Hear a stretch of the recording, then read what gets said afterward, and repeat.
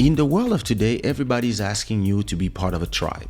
I don't know if you feel this, but it's something that I've felt my whole life. People tend to Wednesdays and Sundays. I don't know what time it is out there. It's 2 a.m. here, but actually, like an hour and a half ago, every Wednesday, every Sundays. So interestingly, we're in a world where everybody asks you to be in a tribe, and everybody is always telling you to trying to put you in a box. And the reason why I say I never felt at home was, listen, I was born in Congo, in the middle of Africa. And when I was 6 months, I was in China. I don't remember, I just have photos. Then I was in the Sahara Desert. I think I walked for the first time in Paris. And then the next week I was in New York. Because I was just being taken here and there with my parents, right? And then we moved to Paris when I was 7 years old. And I lived in Paris for 32 years. And then when I moved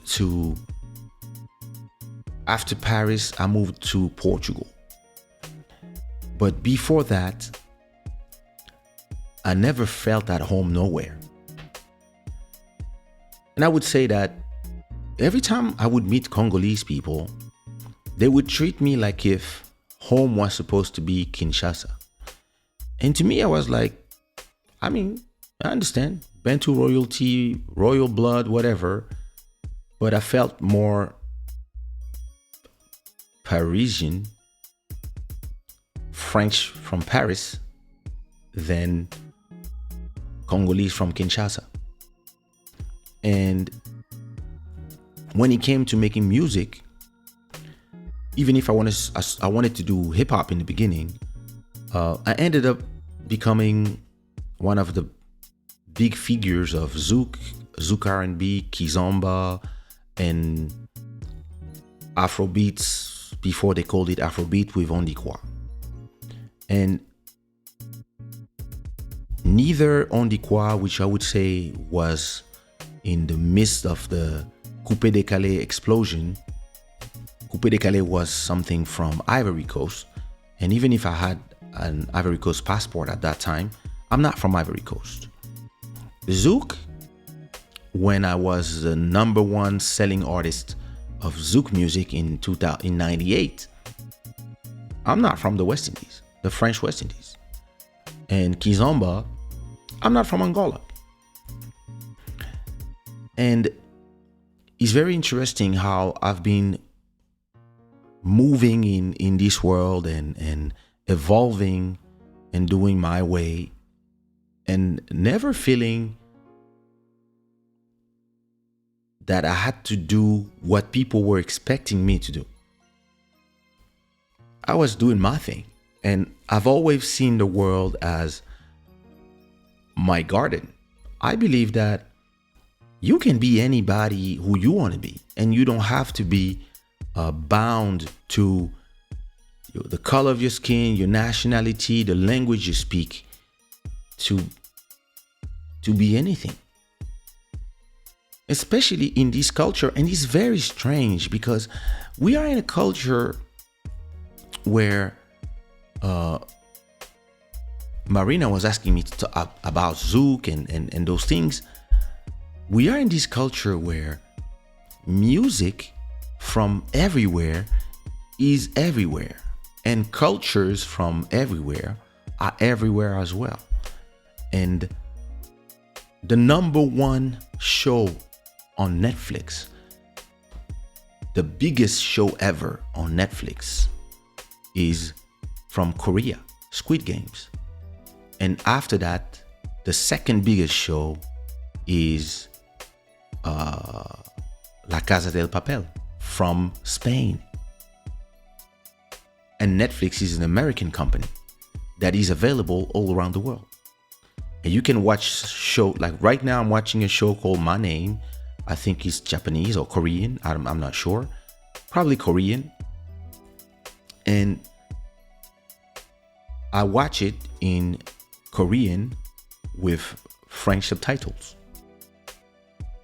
And if my wife want to watch with me, I turn the subtitles to Portuguese.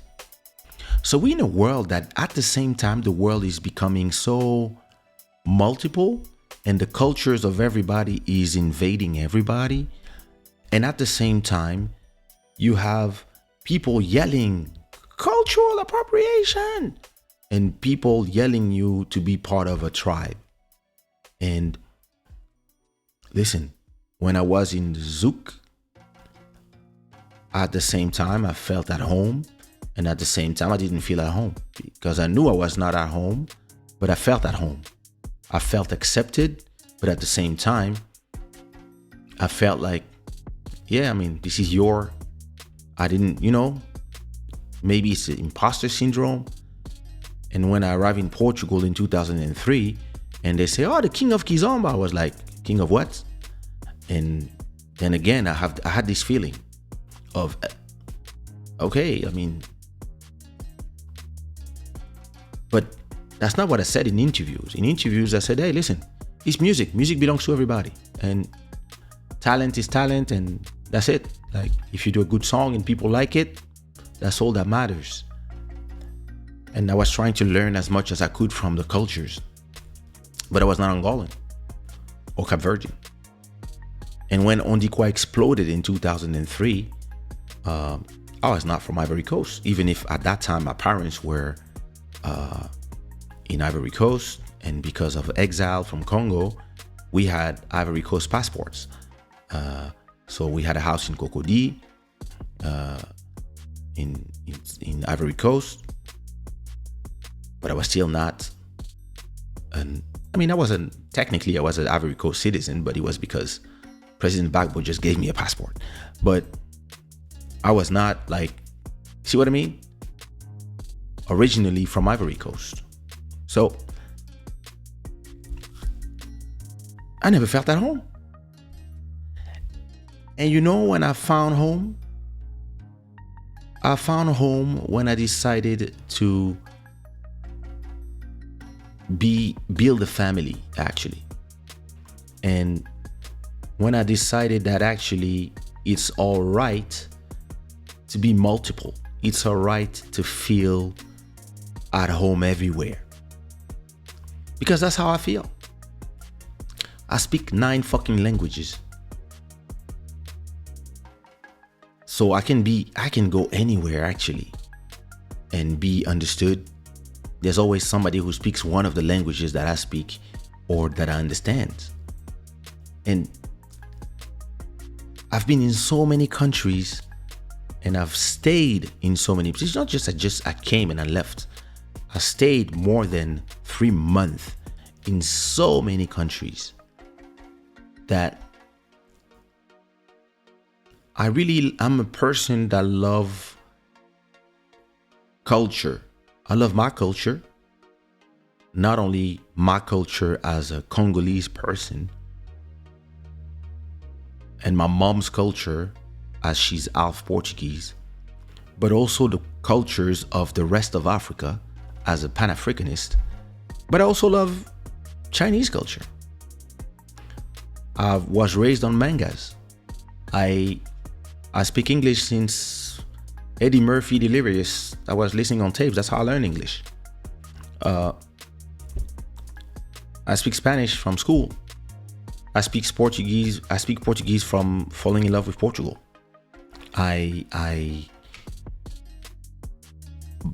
Both my kids have a minimum of 3 or 4 nationalities. Origins. And I got My daughter is French, but her blood is Congo, Guinea-Bissau, and Belarus.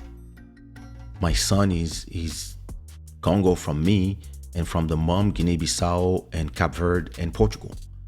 And he has Portuguese nationality. My daughter has French nationality. I have French nationality. But before being French, I was Congolese. Before Congolese, I was Ivory Coast. Before Ivory Coast, I was Zaire. I had 4 different passports. And listen, here in Portugal, I feel home. But when I go to Bangkok, I feel home. And when I'm in Miami, I feel home. And when I'm in Paris, I'm home and I feel home. And when I'm in Congo, I feel home as well. And interestingly, when I was younger, I felt home nowhere, because nowhere was enough for me, and no music has never been enough for me. But now that I grew up and I realized that it's not about how people make me feel. It's about how I feel. And I feel home everywhere, actually. And to arrive here, I had to put myself in a situation where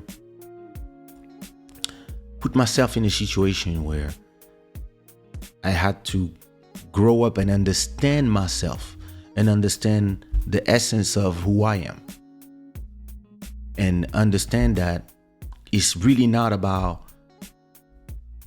the things people say about me because they're scared of me. Most of the time they're scared of the talent, they're scared of the ambition, they're scared of me taking their job, they're scared of a lot of things with me, strangely. And I used to be scared of scaring people with what I was. And then I made peace with all that. And I realized, yeah, I feel home everywhere. I mean, not everywhere. There's some places that I don't like. But the different places in the world that I love and where I feel home, I call them home. And it's funny because if you look at my story, I arrive in Kinshasa and I'm like, home sweet home.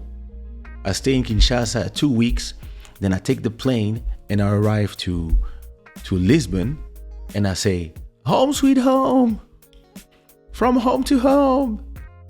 And then if I go to Cayenne in Guyane, where I lived for a year, I would be like, finally I'm home. Same thing with Martinique, same thing for Miami, same thing for Paris, same thing. Like, there's a lot of these places that I feel home, and I believe that most of us, it feel like social media and all the people in their agenda are trying to turn us into people who only follow one group and only follow one message and only feel a certain way that has to go with the brand. But a lot of people, that's not how they feel in reality. They might agree with whatever movement that they go with, Black Lives Matters, feminists, whatever, LGBT, trans, whatever you feel. They might agree with 89% of whatever group they feel they belong to, but maybe there's 11% that I don't agree with this. And the problem with all those groups of nowadays is that when you say, yeah, I don't agree with just those 2 points. What? Cancel the bitch. What? No, listen. I agree with everything. Just that part, I don't think it's what? Cancel the bitch. Guys, and this is the world of today. And this is what I disagree with in the world. Like, listen, when I do Zouk, I cannot do 100% Zouk. I had to add something. When I do Kizomba, I had to add something from house music. When I do Coupé Décalé, I had to add a little bit of of Congo and a little bit of hip hop. When I do hip hop, I had to add a little bit of this is me. And maybe this is why I love when people are mixed. I love when people have different cultures. I love when people are rich from not just being in the same place. Like, you take a lot of people who are ignorant. Most of the time when you realize those people, they be living in the same country or maybe the same city or the same street their whole life. Whenever people start traveling and seeing places and seeing the way people live elsewhere and seeing that there's some places where people have a lot of money but they're miserable, and some other places where people have nothing but they smile every day, and then the same places where there are rich countries, you see people in the street, they have nothing and they're miserable. And then in other places you're gonna see people, they're rich and they're happy. And then you start seeing that some rules or some things that are offensive somewhere are not in other places, or some things that are true somewhere are not true in other places. And it makes you think about your whole everything you think about. And I believe that I'm very fortunate that I've lived in so many places and that I speak to so many people from so many places, and that I actually engage in conversation with people that I don't agree with. But not to tell them that they're wrong, but try to understand them, listen to their opinion and give them mine. And not tell them, hey, you wrong, you should think this. No. What do you think? I think that. Okay. What about you? I think this. Oh, interesting. Okay. Peace. A week passes. We on the phone again. Yo, what up, bro? Hey, what up? Hey, Hey, I was thinking about the things you said we talked about the other time. I think a little bit more like this now. I think I changed 10% of what I think. Well, actually, after the conversation we had, I also changed 15% of what I think. Oh, cool. Lovely to exchange with you. Yeah. Let's exchange with other people.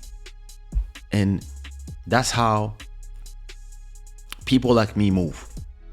The people who are ignorant, they only see things in terms of good and evil, and they let media make them feel things. I only feel things from what I feel. Listen, media, it's hard for media to just sway me into thinking stuff, because I really believe that you really have to try to resonate from yourself and from your heart. And if you are, I've been a fan of hip hop maybe since 92, but before that I used to listen to rock and roll and European house music. And if you tell me, hey, would you prefer listening, I don't know, to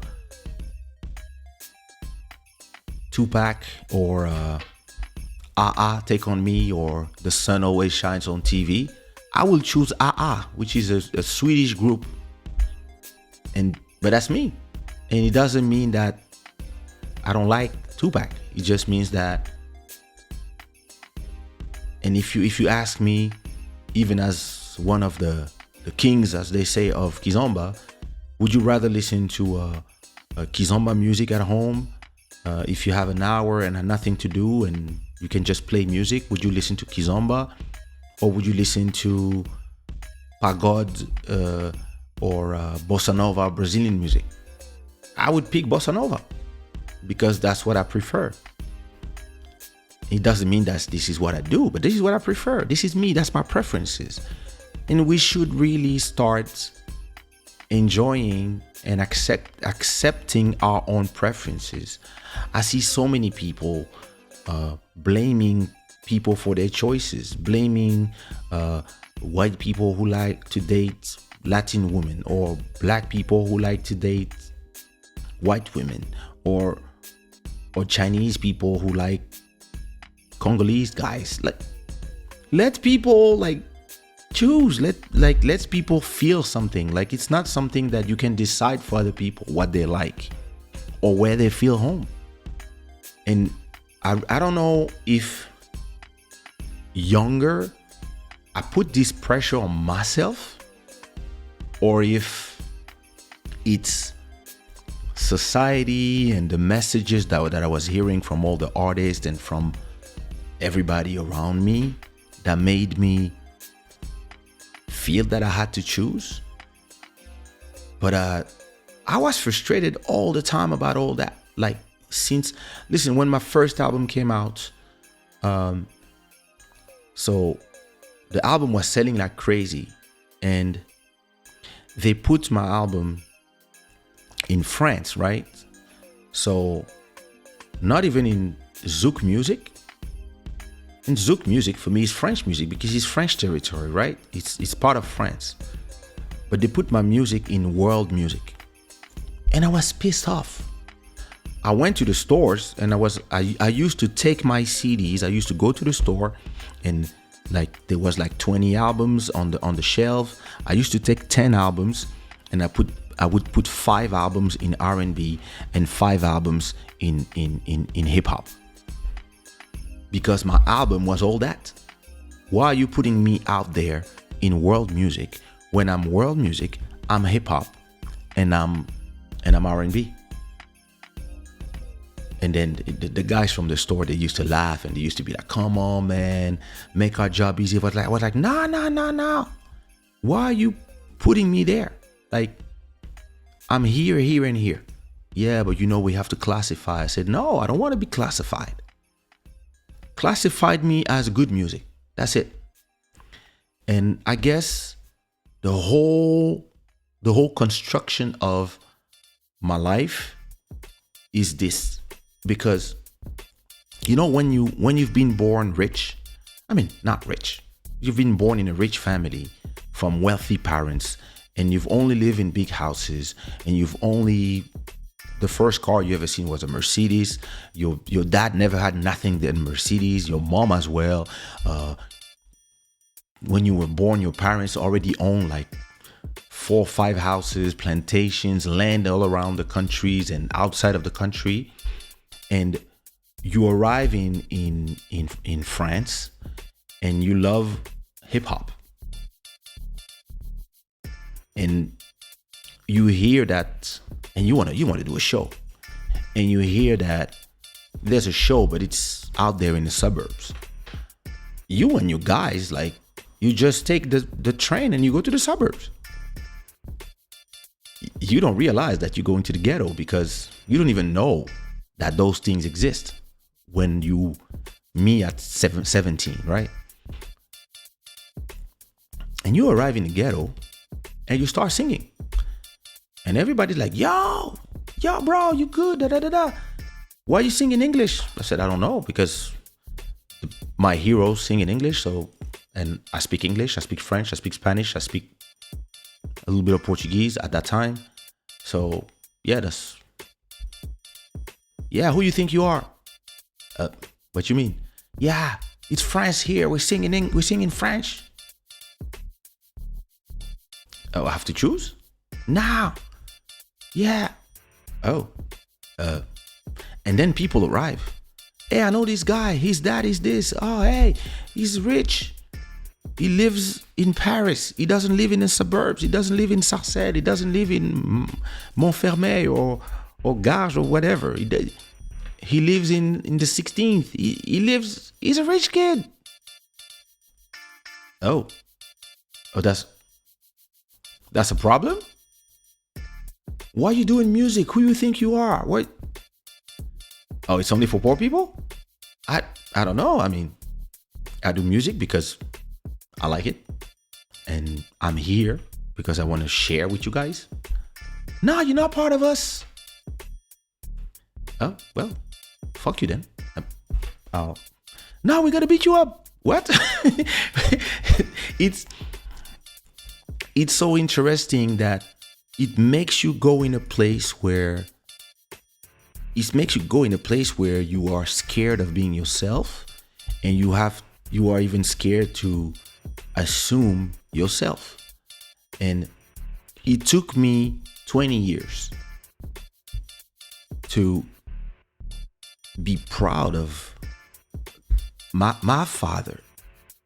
Went from nothing to where he went. And all these guys who came from nothing, I mean, not nothing, but for what they believe is nothing, they are trying to do the ascension. They are trying to make it so that they can feed their family, they can, take care of not only their children, but also the whole families, and etc., etc. But when they see the children of others that make it a generation before them, they hate him. They're pissed. And it makes you not feel at home where you want to be. You want to be in the hip hop parties, but you're scared because some people might hate you for things that you have no control about. And it took me a lot of time to come to terms with all of that, to be proud of myself, to be proud of where I come from, to be proud of my bloodline, to be proud of the achievements of my parents, and then to be proud of myself, and then of my music, and to be proud of having been chosen by the creator of Zouk himself, Jacob de Varieux, as one of his heirs, to have Jocelyne Berroir, who's the queen of Zouk, the woman who created Zouk with them, call me brother. Like, she doesn't care, but when she sends me a message, she said brother, I'm like, oh, she called me brother. And to be in the West Indies and having like hundreds of thousands of people coming and sing my song, to be in Congo and having the people of my country cheer me up when the same people hate politicians. And they all know I'm the son of a politician. They all know. But for them, nah, you Kaysha. And yeah, we know your dad, we respect your dad, but even if we hated your dad, you are Kaysha. And then when I go to Angola or when I go to Mozambique, same thing. Oh, you're the king of Kizomba. Ivory Coast, On Dit Quoi, the song, etc., etc. I go to the US, same thing. Like, and it took me, like, when I start this show, what am I gonna talk to the people? What do I have to say that is interesting? But then the more I come here and the more I talk about me, about my life, and the more I see the reaction, and the more I receive private messages from, listen, there's been 300 people tonight. There's 20 people in the chat. It means like there's 200 and something people. They just come, they watch, and they say nothing. But those people, they send private messages. Or some people, they watch the replay. Some people, they watch on Instagram when I put some snippets. And they all tell me the same thing. While the things you say are amazing, because the best thing about Club Shada is that you are yourself and you are proud to be yourself. And something Bodhisattva told me, because we come from the same kind of background, and he told me that thanks to me, he was proud of who he was as the past, because we are musicians and people love to think that a musician has to come from being poor to making it. But because we come from wealthy families or famous families, we're supposed to not do music or whatever. Like if talent is something that is reserved from some people.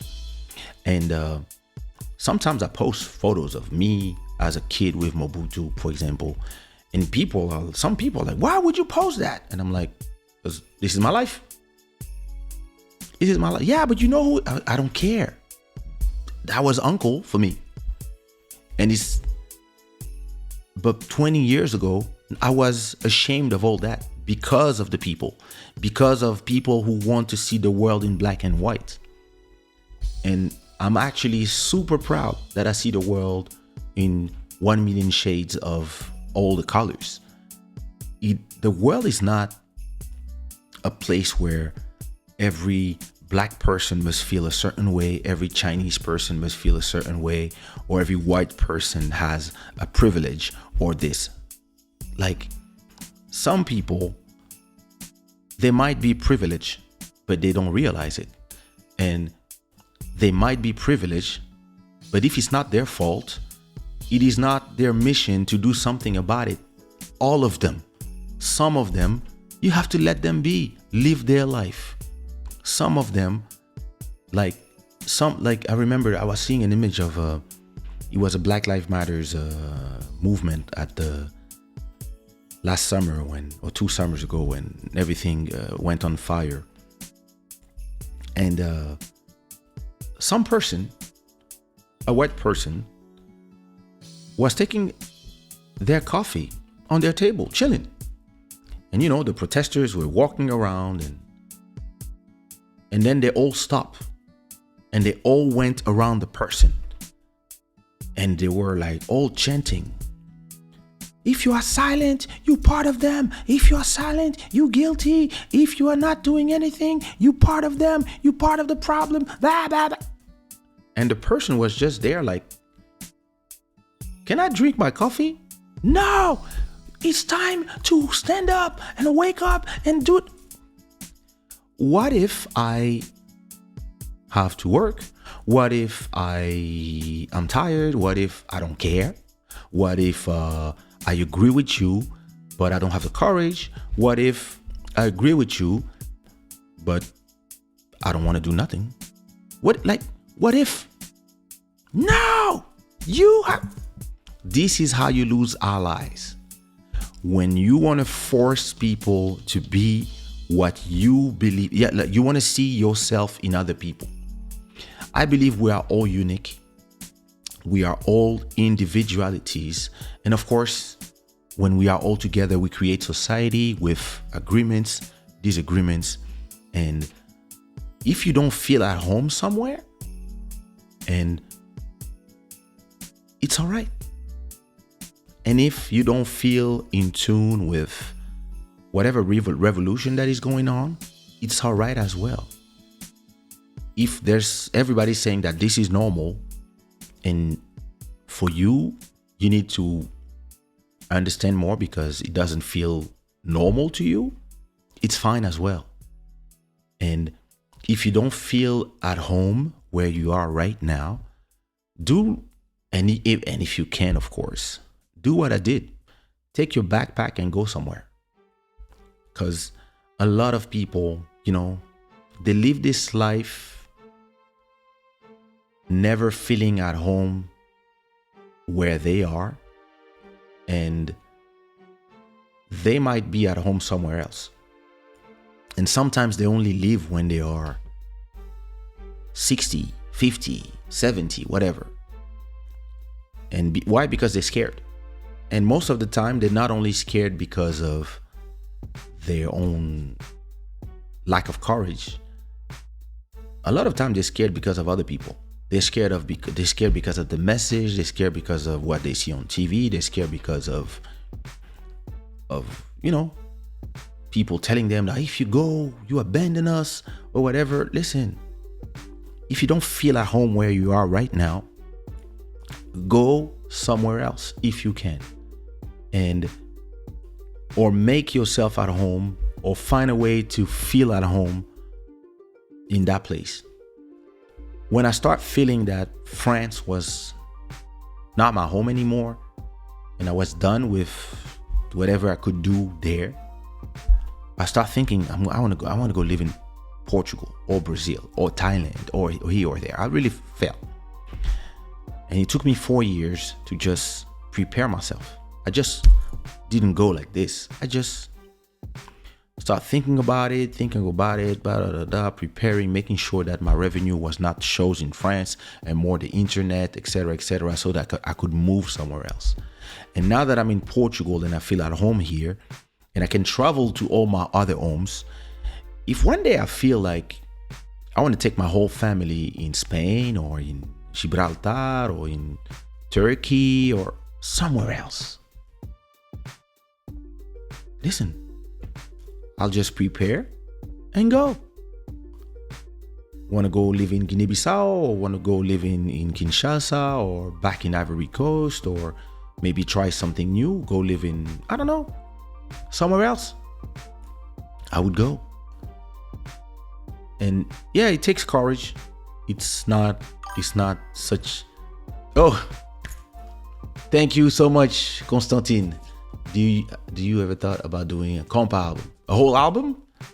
No, I never tried. I never have albums of. Thank you so much for supporting Club Shada. I never have any album that has one genre. All my albums have everything, and I think I have a compa song in every album, or anything that has a little bit of compa in it. So I could do a compilation of all my song that have a compa feeling. That I could do, but or just a compa album. I don't do albums of one genre, and it goes with what I've been saying all along. I am a person that is, I like to be. What makes me one is the fact that I'm everything. I need to be hip hop, R&B, zouk, house music, compa, kizomba, and Latin and Brazilian and pagode and samba and bossa, and I need to be all that. To create one album, I need to bring all that. I would feel very bored if I had one album with just compa and guyad and troubadour and just like. Even if I'd love to listen to when somebody does it. When it comes to me, how I found myself, it's not something that I would do. I would more, be a little more of everything, and it's actually a harder job, but when you do it well, you create that magic,